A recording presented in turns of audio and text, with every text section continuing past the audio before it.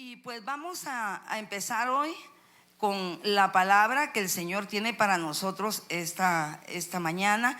Hemos estado hablando acerca de ciertos principios que nos van a ayudar a vivir como hijos de Dios. Y esos principios tienen que ver con la vida de Jesucristo, de cómo Él vivió acá en la tierra. Nosotros podemos poner muchos ejemplos, pero el ejemplo máximo de todas las cosas que nosotros debemos de imitar se encuentra en Jesucristo. Recordemos que todas las personas de las que habla la Biblia hicieron cosas buenas. Hicieron, incluso está la galería de los hombres de la fe, ¿verdad? En Hebreos, donde encontramos todas las cosas que hicieron. Pero el máximo autor, consumador de la fe, de la santidad y de la voluntad del Padre se llama Cristo. Amén. Y pues ayer en nuestros grupos familiares, quienes pudieron conectarse, le cuento, tenemos grupos familiares, algunos se hacen viernes, otros se hacen sábado. En su mayoría usted solo puede acercarse a algún diácono, algún líder, y le puede pedir que lo conecte a un grupo familiar. Hay grupos que son presenciales y hay grupos que se hacen por Zoom por ciertas distancias. Pero ayer en los grupos estábamos compartiendo acerca de cómo ser buenos administradores, ¿verdad?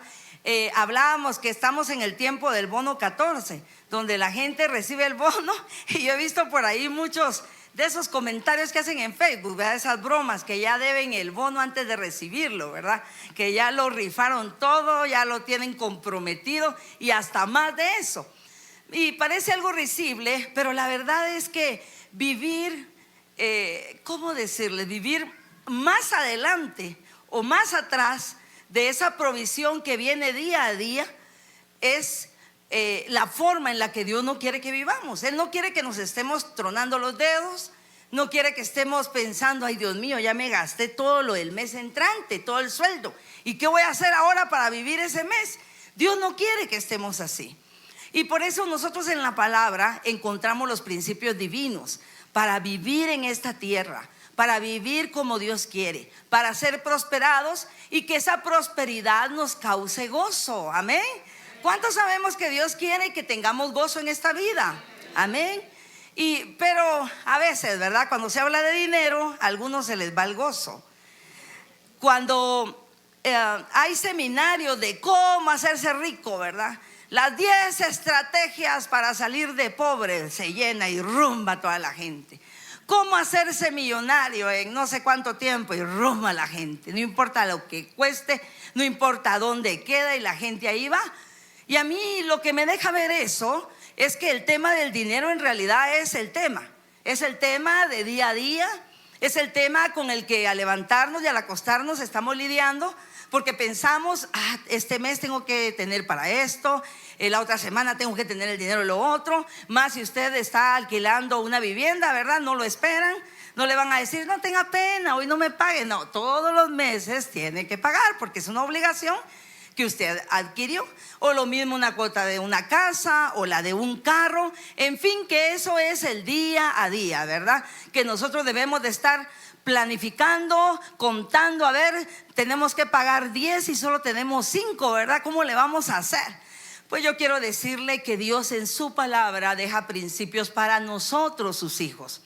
Porque a veces pensamos que los principios que utiliza el mundo, por decirlo así, o aquellos grandes pensadores, ¿verdad?, que han sido exitosos en muchas cosas.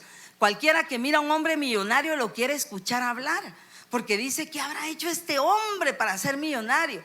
Y no todos los millonarios fueron tal vez muy inteligentes, simplemente algunos heredaron, otros les vino pues de alguna forma. Pero lo que yo quiero decirle es que Dios es dueño de todo lo que hay en esta tierra. La Biblia dice: mío es el oro y la plata, mío es la tierra y su plenitud y todo lo que hay en ella. Entonces nuestra vida, nuestra ropa, la casa que le decimos mi casa, el carro que usted dice mi carro, quiero decirle que tiene otro dueño que se llama Dios. Y que en su palabra Él dice que Él nos da la habilidad para hacer las riquezas. Porque algo que tenemos que tomar en cuenta No va a creer usted que Dios quiere que usted esté sin ropa, desnudo, mendigando. Esa no es la voluntad del Señor.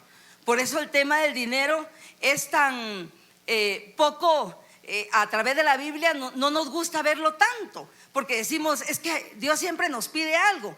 Porque lo que Dios quiere asegurarse es que nosotros tengamos un concepto sano de las finanzas en nuestra vida.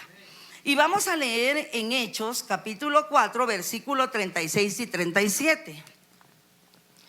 Y aquí tenemos la historia de un hombre que se llama Bernabé. Dice la Biblia: y José, un levita natural de Chipre, a quien también los apóstoles llamaban Bernabé. O sea, cuando usted ve mencionar eso, ahí no sabía, ¿verdad?, que Bernabé también le decían José o viceversa. Entonces ya lo sabe, que traducido significa hijo de consolación. Poseía un campo y lo vendió y trajo el dinero y lo depositó a los pies de los apóstoles. Ahí podemos ver un hombre generoso, un hombre del cual podemos aprender, como ya les dije al principio. Y una de las cosas que podemos ver con Bernabé, yo quiero contarle que Bernabé era un levita. Bernabé era una persona influyente en su medio, y seguro Bernabé ha de haber tenido ciertos recursos, no solamente porque vendió esto, sino porque siempre se le ve en acción ayudando. Fíjese que cuando Pablo se convierte, ¿verdad?, y ya después de que Pablo había matado cristianos, los había puesto en la cárcel, había hecho persecución, él quería llegar y que lo vieran predicar, y la gente no lo quería aceptar tan rápido, ¿verdad?, porque decían, este era el que mataba a los cristianos. Yo no quiero ir a esta persona, yo no me quiero relacionar con esa persona, porque ¿quiénes van a tener confianza en alguien que le han visto hacer ciertas cosas? ¿Y cómo va a saber usted si ya cambió? Solamente el testimonio de vida puede hacer que uno pueda cambiar el concepto de alguien. Y quiero contarle que Bernabé introdujo a Pablo para que la gente lo escuchara. Habló de lo que había pasado y de lo que Dios había hecho a través de él. Y como Bernabé era influyente, escucharon a Bernabé y recibieron a Pablo. Entonces ahí podemos ver que Bernabé no solamente vendió propiedades, fue generoso, las entregó para ayudar a personas necesitadas, sino también fue generoso, tenía un corazón generoso en todo. Porque a él no le importó que Pablo fuera el que predicara, el que hiciera el ministerio. Tal vez no iba a ser su nombre conocido, pero Bernabé lo que quería era que el nombre de Dios fuera exaltado. Amén. Y por ahí tenemos que empezar, que cuando nosotros comprendemos que no se trata de nosotros, sino se trata de Dios, el concepto del dinero cambia. Deuteronomio 15, versículo del 4 al 6 dice: no deberá haber pobres en medio de ti. Mire, quiere decir que la pobreza en realidad no está dentro del plan de Dios para nuestra vida. A veces hay ciertos padecimientos, pero Dios siempre promete sacarnos adelante. Dice: no deberá haber pobres en medio de ti, porque el Señor tu Dios te bendecirá en abundancia en la tierra que te da como preciada posesión. Recibirás esa bendición si te aseguras de obedecer los mandatos del Señor tu Dios que te entregó hoy. El Señor tu Dios te bendecirá tal como lo prometió. Prestarás dinero a muchas naciones, pero nunca tendrás necesidad de pedirles prestado. Tú gobernarás a muchas naciones, pero ellas no te gobernarán a ti. Mire qué promesa tan maravillosa la que encontramos en la palabra. Y yo quiero que usted sepa que esa promesa es para usted y para mí. Amén. ¿Usted lo sabe? ¿Lo cree? ¿Que esa promesa es para usted? Todo lo que está en la palabra del Señor, Él lo dejó para que nosotros tomáramos las promesas y las hiciéramos nuestras y creyéramos a través de esa palabra que tiene vida a través de su espíritu, que estas cosas se iban a hacer sobre nuestra vida.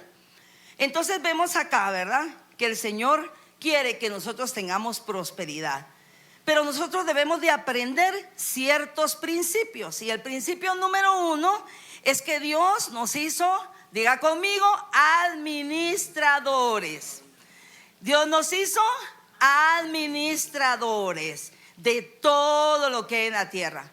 Si usted se recuerda en el Génesis, cuando el Señor creó a Adán y Eva, los puso en la tierra. Y ahí hay un principio bien grande, ¿verdad? Que el Señor les dijo: ahora señoreen en todo lo que hay aquí. No que los recursos los van a manejar a ustedes, sino ustedes les van a hablar a los recursos y los van a usar para su sostenimiento, no al revés. Pero ahora, ¿qué pasó? Ahora pues vino la caída y todo, y ahora lo que sucede es que la gente está presa de los recursos, ¿verdad? No ha salido de una deuda y ya se mete a otra. Hay personas que deben aquí y van a prestar allá y tapan este hoyo y dejan destapado aquel. Después no les alcanza, piden otro préstamo y empiezan a tapar este, y ya medio taparon aquel, y empiezan a tener muchos orificios que al final los lleva a estar endeudados. Y espiritualmente, como hijo de Dios, debemos de aprender que la deuda, a menos que sea una deuda, pues hay deudas sanas. Por ejemplo, la compra de una casa no es algo que todo el mundo tenga el dinero para decir: yo voy a comprar esto. Pero usted se debe de asegurar que lo que va a comprar usted lo va a poder pagar, ¿verdad? Que usted no se va a meter a comprar una casa, por ejemplo, de 5 millones, si su presupuesto le da para comprar una de 1 millón o menos de 1 millón. Hay que ser de verdad conscientes, realistas de las cosas que tenemos. Porque hay personas que dicen: no, yo lo agarro por fe, no me importa, yo me tiro. Y Dios no le ha dicho que haga eso. Es que mire, cuando Dios dice: vayan, al pueblo le dijo: vayan y compren sin dinero. ¿Cómo así? ¿Verdad? Solo pónganse y la provisión va a venir. Cuando Dios dice. Pero cuando Dios no está diciendo eso, Él lo que quiere es que apliquemos sabiduría. Él lo que quiere es que tengamos entendimiento. Él lo que quiere es que vengamos delante de Él y le digamos: Señor, guíanos en lo que tengo que hacer. Entonces vemos acá Salmo 24:1 dice: de Jehová es la tierra y su plenitud, el mundo y los que en él habitan. Entonces no somos dueños, solo administrador de lo que tienes. Diga conmigo nuevamente: yo soy un administrador de los recursos que Dios me ha dado. Y yo me pongo a pensar, por ejemplo, en una finca, ¿verdad? Creo que a los que sirven en una finca les dicen mayordomos o caporales, algo así. Mayordomos, ¿verdad? Un mayordomo, ¿qué era lo que tenía? Por ejemplo, papi, usted que estuvo en una finca, ¿qué tenía que hacer un mayordomo en la finca?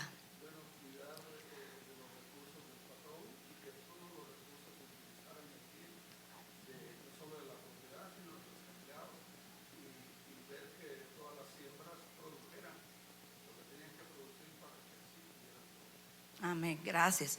Miren, cuando yo pensaba en este principio, en eso pensaba yo, que cuando uno es un administrador o es mayordomo, el mayordomo se encarga de ver que los recursos estén bien cuidados y está cuidando el recurso del dueño. ¿Y quién es el dueño? Dios. Entonces, cuando yo me pongo a pensar en eso, ¿verdad? Quiere decir que cuando yo voy a trabajar y voy a tener un ingreso, yo no voy a hacer con ese ingreso lo que a mí se me pegue la gana, sino primero lo tengo que presentar delante de Dios y preguntarle al Señor cómo administrar lo que Él me ha dado.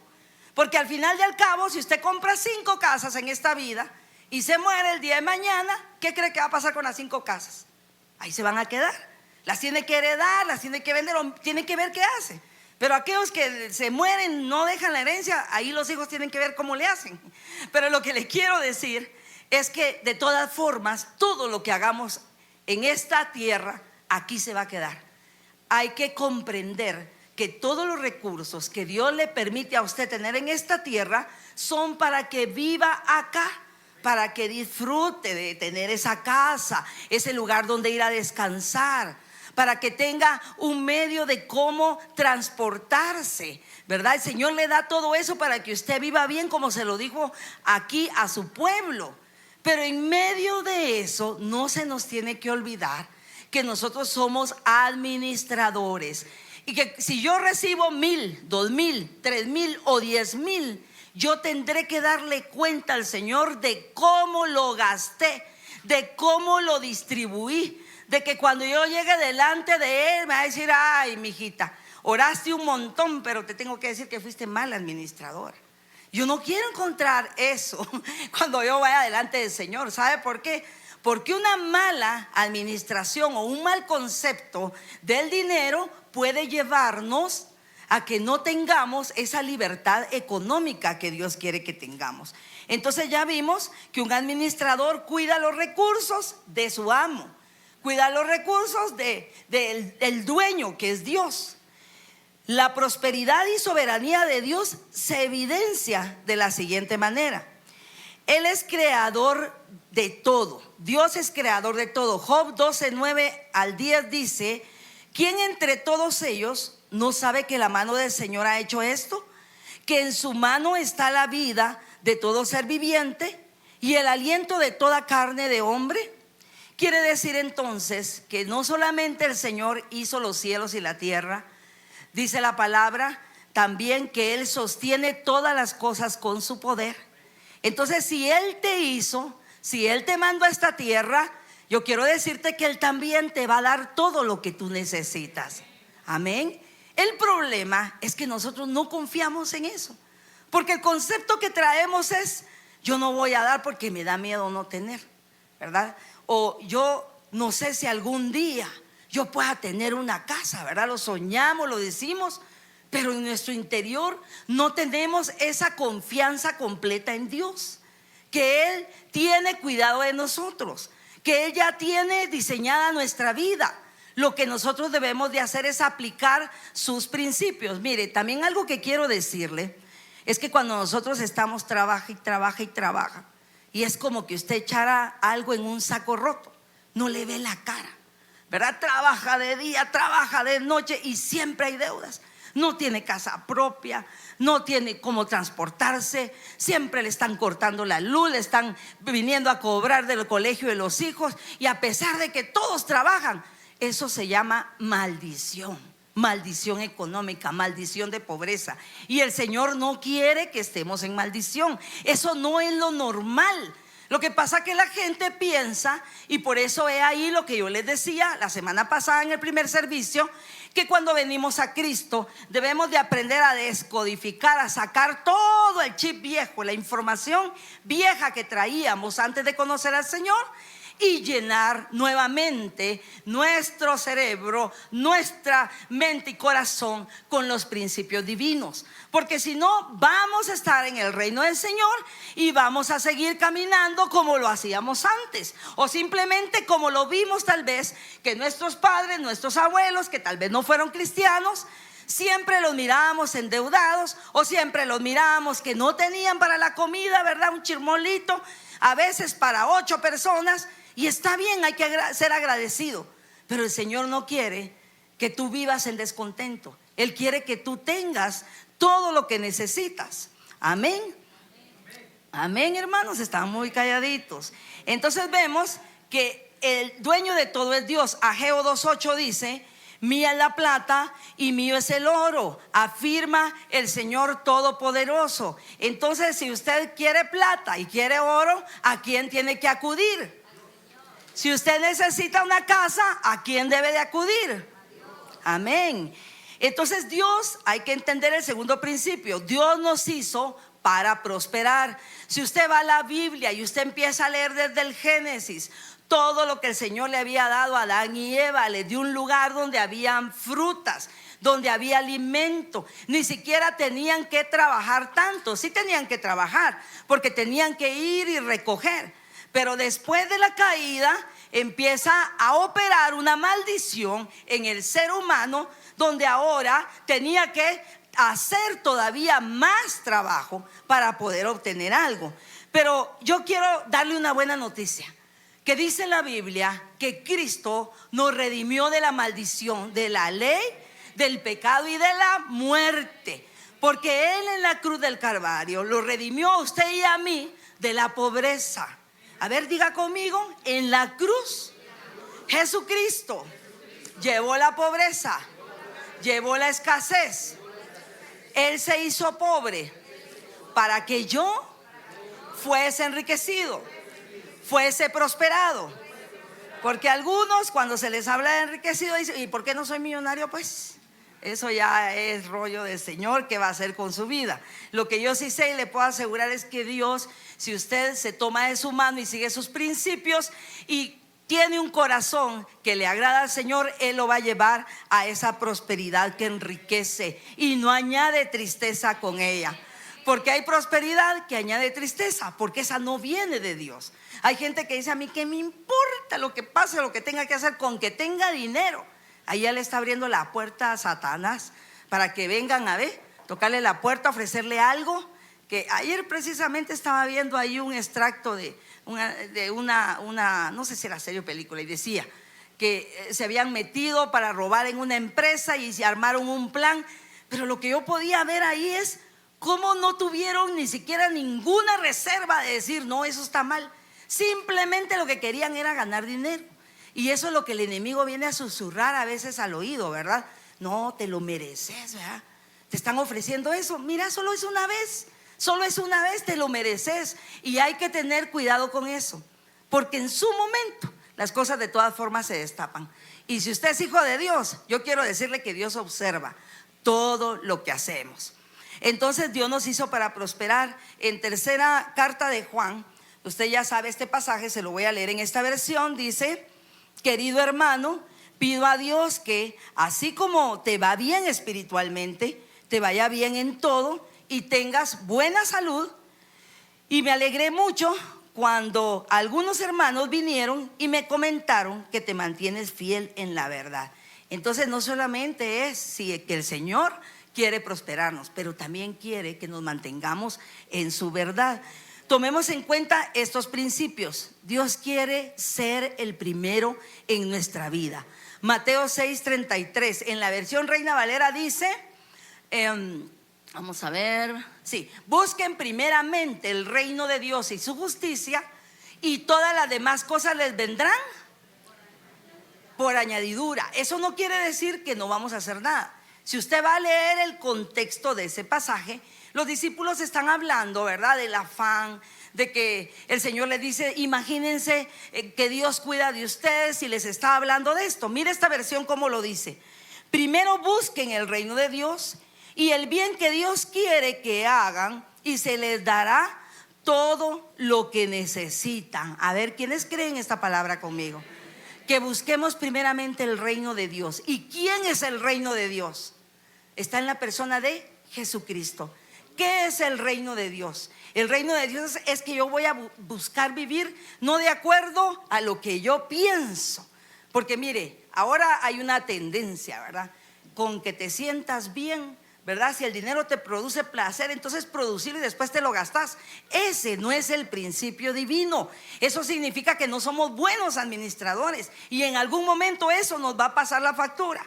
¿Verdad? ¿Qué me importa? Yo me voy, y ¿qué me importa? Como ahora sacan una niñita ahí que está bailando, ¿verdad?, que compra el pasaje y no sabe cómo lo va a pagar. No sé si la han visto ahí. Yo digo: ay, Señor, qué creatividad, ¿verdad? Pero es lo que pasa, es lo que pasa. Proverbios 3 del 5 al 9, ese no está ahí, se lo voy a leer. Mire lo que dice: fíate de Jehová de todo tu corazón y no te apoyes en tu propia prudencia. Reconócelo en todos tus caminos y Él enderezará tus veredas. El 7 dice: no seas sabio en tu propia opinión. ¿Qué quiere decir? No, es que yo me las puedo, ¿verdad? No seas sabio en tu propia opinión. Teme a Jehová. Ese temor de Jehová no es Dios me va a dar miedo, no, es un temor reverente de que yo me cuido de comportarme y de hacer aquello que Dios quiere que haga. Teme a Jehová y apártate del mal, porque será medicina a tu cuerpo y refrigerio para tus huesos. Mire este número 9: honra a Jehová con tus bienes y con las primicias de todos tus frutos, y serán llenos tus graneros con abundancia, y tus lagares rebosarán de mosto. Mire, cuando ya hablamos de eso, la gente dice: no, ya van a empezar a pedir. Pues mire, he llegado hasta aquí, y como ya se me está acabando el tiempo, quiero entrar en esta parte.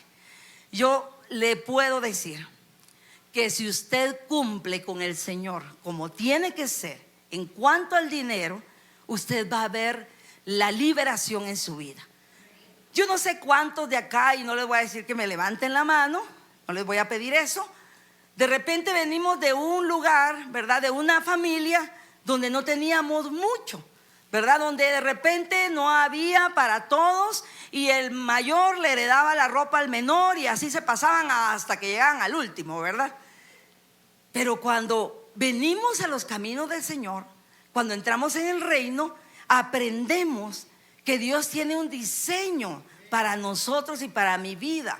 A ver, yo quiero que usted diga conmigo: el Señor tiene un diseño para mi vida. Y ese diseño incluye la prosperidad. Fíjese que estamos hablando de Bernabé. Y yo quiero contarle que, pues, como hijos de Dios muchas veces somos probados, porque el Señor quiere quitar esos ídolos del corazón. Y hay quienes luchan y luchan toda la vida, pero el problema es lo que está en el corazón. Y uno dice: qué trabajador esta persona. Pero de repente tal vez lo que hay en su corazón es un deseo, una ambición de ganar porque nunca tuvo. Eso es un mal principio también. Y yo me recuerdo que hace, no sé, tal vez unos 20 años más o menos, o un poquito más, nosotros con mi esposo entramos en una situación económica muy escasa, ¿verdad? Le estoy hablando que nosotros nos casamos en el Evangelio, nosotros servimos al Señor desde jóvenes. Y mire, a mí me costó aprender a diezmar, pero lo hice desde que era joven. Y seguimos, nos casamos, empezamos a hacer las cosas según nosotros veíamos que el Señor quería que le hiciéramos. Pero llegó a un punto donde no había nada, donde no sabíamos qué iba a pasar al otro día. Teníamos trabajo, pero no rendía lo que teníamos. Y yo decía: Señor, ¿pero qué hice de malo? ¿Por qué estoy en esta situación? Y el Señor me hace ver que Él tenía que llevarme al desierto para saber lo que había en mi corazón. Y uno lo que quiere es que el desierto se acabe ya, ¿verdad? Yo le hablo esto porque sé que como hijos de Dios muchos pueden estar cumpliendo con el Señor, diezmando, ofrendando, o tal vez no. Pero muchos que lo hacen tal vez están en medio de ese desierto. Y pues yo quiero decirle que el desierto no duró poco, duró exactamente 7 años. Y en medio de eso, si usted me pregunta: hermana, ¿y comió? Sí, comí todos los días. Hermana, ¿usted se vistió? Sí, tuve para vestirme, tuve para ponerme, tuve para alimentar a mis hijos. Me recuerdo que una vez llegaron a vernos los pastores de la iglesia y yo dije: Señor, no tengo nada para darles, ¿verdad? Ojalá no me pidan nada, dije yo. Porque si me lo piden, yo soy capaz de llamar a alguien que me preste. Y yo solo tenía un jugo de esos de lata. Y me recuerdo que yo les dije: ay, pues si me piden el jugo o algo de tomar, lo voy a tener que partir en dos, qué vergüenza, voy a tener que hacerlo en un vaso. Porque eso es otra cosa, ¿verdad? A uno le da vergüenza cuando uno está en eso. Pero sabe una cosa, el Señor no quiere que estés en vergüenza. Él le quitó el oprobio al pueblo. Y no importa la situación que estés viviendo, si eso te causa vergüenza, el Señor quiere quitar el oprobio, quiere quitar la vergüenza de tu vida. Y entonces yo les pregunté: ¿quieren tomar algo? Solo agüita pura. Y yo: ay, qué bueno, ¿verdad? Y fui, serví el agua pura, platicaron conmigo, oraron por mí y se fueron, ¿verdad? Pero yo recuerdo bien esas partes donde yo recuerdo que fueron momentos y temporadas donde yo aprendí a meterme con Dios más, donde yo dije: Señor, no dejo de diezmar, no dejo de creer en ti, no he dejado de orar, no he dejado de leer tu palabra, toda la vida te he servido. Entonces, ¿qué puedo hacer? No puedo levantar mi vista y escupir al cielo, sino lo que tengo que hacer es rendir mi corazón a ti, porque seguramente algo quieres hacer tú conmigo. Y fueron pasando los años, porque esto duró 7 años. Y yo me recuerdo que el Señor me iba mostrando, porque cada vez que habían servicios, ministraciones, yo me tiraba a llorar al piso. Y yo decía: yo sé que tal vez con lágrimas no resuelvo algo, pero por lo menos mi alma se descarga. Y por eso yo le aconsejo, cuando esté en medio de una tribulación, derrame su alma delante del Señor y Él le va a traer nuevas fuerzas. Hablábamos un día con Edson que Dios no se mueve por las lágrimas. Él ¿cómo decirles? Él no responde solo por las lágrimas, Él responde por la fe. Y yo tuve que aprender a confiar en ese Dios que todos los días al levantarme me sustentaba, porque yo no sabía qué iba a pasar ese día. Así se los digo. Y no me da vergüenza contarlo, porque yo sé que esto va a ser bendición para usted. Porque si yo me paro aquí a decirles que hay un Dios que lo puede sacar de la deuda, yo lo supe. que hay un Dios que la puede sacar del desierto, porque yo lo supe, aún diezmando. Porque a veces yo decía, Señor, doy el diezmo, no, yo no doy el diezmo. Esto me puede servir para esto, esto me puede alcanzar para lo otro. Y puede ser que usted esté tratando de negociar con el Señor, pero yo quiero decirle que si usted es fiel, el Señor le va a responder. ¿Sabe qué pasó? Le puedo contar muchas cosas que pasaron en esa etapa, pero la verdad quiero decirle que ya no me quiero recordar. Pero precisamente hoy el Señor me estaba recordando, porque algo lindo es que cuando usted pasa a una escuela del Señor y la aprueba, y el Señor se la aprueba, usted no la tiene que volver a pasar, porque el Señor dijo, bueno, te probé, así como probó a Abraham. Me fuiste fiel, me entregaste a tu hijo, ¿verdad? No renegaste de mí. Ahora te saco adelante, ahora te ancho el camino, ahora te amplío el camino y el territorio por donde vas. ¿Y sabe qué pasó? Que bueno, teníamos ya 2 hijos, teníamos a Azucena, teníamos a Pablo. Y yo me recuerdo que hablamos con Edson y dijimos, ¿será que vamos a tener más hijos? Porque ya tenemos una mujer y un hombrecito, y era en mis tiempos lo que todos queríamos, ¿verdad? Pero dejamos que el Señor, ¿verdad? Dijimos, bueno, vamos a ver, vamos a esperar un tiempo. Y que así, ¿saben qué pasa? Resulta esperando otro bebé. Nosotros tenemos 3 hijos. Y les voy a contar por qué me toca tanto esto, porque yo me recuerdo que en medio de esa aflicción, ya estaba embarazada, pero yo no lo sabía. El Señor me habla, porque era todo el día de estar, Señor, sácame de esto. Y el Señor me dice Salmo 92, y me voy a orar, abro la escritura y veo Salmo 92 y empiezo a leer. Y dice ahí en una parte, porque se ha acordado de su misericordia y de su verdad para con la casa de Israel.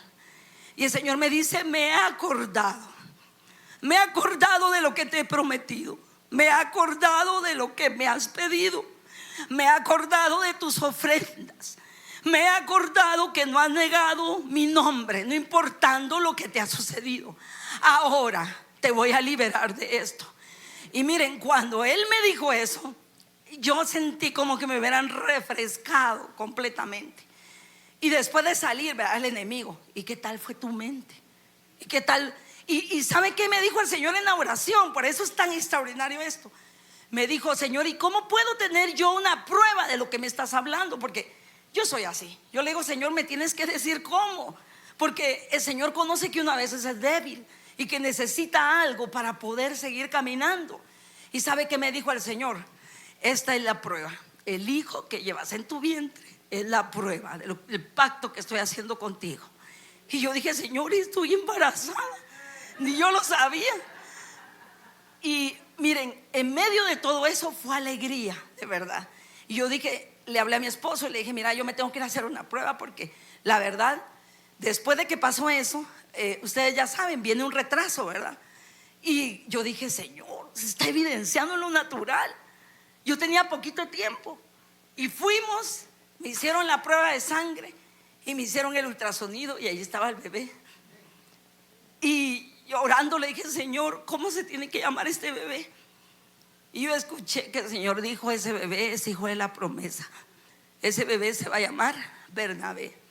Por eso nuestro tercer hijo se llama Brian Bernabé, porque él es hijo de una promesa de Dios. Y yo quiero contarle que después de eso pasó el tiempo en el que Bernabé vino y todo empezó a cambiar. Empezó a cambiar nuestra economía. Nosotros seguimos sirviendo al Señor. A veces no teníamos ni gasolina para ir a la iglesia. Sin embargo, el Señor siempre dio para todo, para todo.